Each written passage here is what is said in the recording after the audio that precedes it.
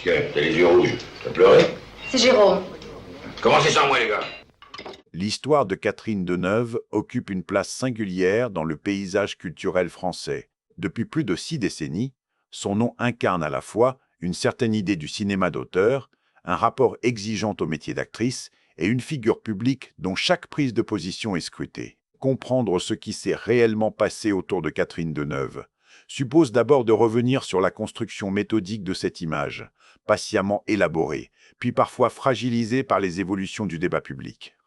Révélée au début des années 60, elle devient rapidement l'un des visages majeurs du cinéma français. Elle travaille avec les réalisateurs les plus reconnus, traverse les époques sans rupture spectaculaire et s'impose comme une actrice capable d'allier popularité et reconnaissance critique. Cette longévité, rare, contribue à faire d'elle une référence presque institutionnelle. Dans l'imaginaire collectif, Catherine Deneuve représente une forme de retenue, de distance et une élégance maîtrisée qui contraste avec l'exposition croissante des personnalités médiatiques. Cette posture, longtemps perçue comme une force, repose aussi sur un refus assumé de se livrer. Elle accorde peu d'interviews personnelles, choisit ses apparitions publiques et sépare strictement sa carrière de sa vie privée.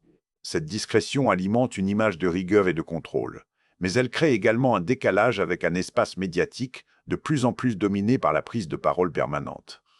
Lorsque les débats sociétaux s'intensifient, notamment autour des rapports de pouvoir et de la liberté d'expression, cette distance commence à être interprétée différemment. À partir de là, la figure de Catherine Deneuve, elle devient, parfois malgré elle, un symbole projeté dans des controverses qui dépassent le cadre du cinéma. Ce glissement progressif marque le début d'une période plus exposée, où son silence, comme ses rares interventions, prend un poids inédit.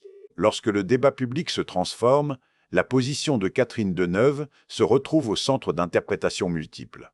Le tournant intervient à la fin des années 2010, dans un contexte marqué par une remise en question profonde des rapports entre hommes et femmes dans le milieu culturel. Des témoignages émergent, des comportements sont dénoncés, et le monde du cinéma devient un espace de confrontation idéologique inédit. Dans ce climat, chaque parole compte, et chaque silence est commenté. C'est dans ce cadre qu'une tribune, publiée dans la presse française, provoque une onde de choc. Le texte, cosigné par plusieurs femmes issues du monde artistique et intellectuel, défend une conception exigeante de la liberté individuelle et met en garde contre ce qui est perçu comme une dérive punitive. Catherine Deneuve y appose son nom. Immédiatement, la réception est clivante. Certains y voient une défense nuancée de principes fondamentaux. D'autres, une incompréhension du vécu exprimée par de nombreuses victimes. La controverse ne porte pas uniquement sur le contenu du texte, mais sur ce que représente symboliquement sa signature. À partir de ce moment, l'actrice est associée, parfois de manière réductrice, à un camp idéologique. Des critiques émergent, souvent virulentes, tandis que des soutiens rappellent son attachement constant à l'indépendance de pensée. Catherine Deneuve réagit peu.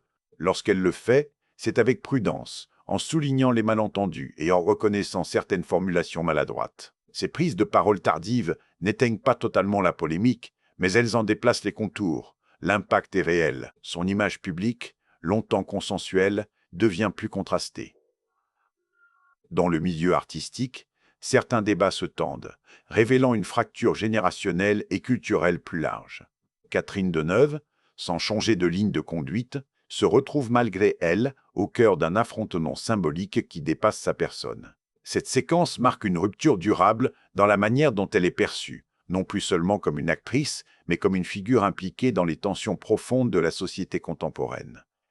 Avec le recul, la séquence controversée ne constitue ni un effacement, ni une rupture brutale dans la trajectoire de Catherine Deneuve. Elle continue de travailler, de tourner et de choisir ses rôles avec la même exigence. Son statut dans le cinéma français demeure intact sur le plan professionnel, mais le regard porté sur elle s'est complexifié.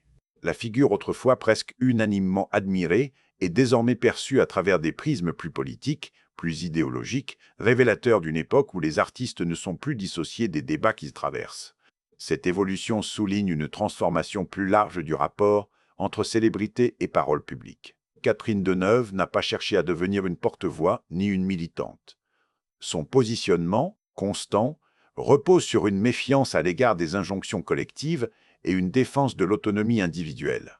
Dans un paysage médiatique polarisé, cette posture est devenue plus difficile à tenir, car elle résiste aux catégorisations simples. Elle expose à l'incompréhension. L'affaire révèle aussi les limites de la symbolisation. En étant érigée en emblème, Catherine Deneuve a parfois été réduite à une position qui ne résume ni sa carrière, ni la diversité de ses prises de parole.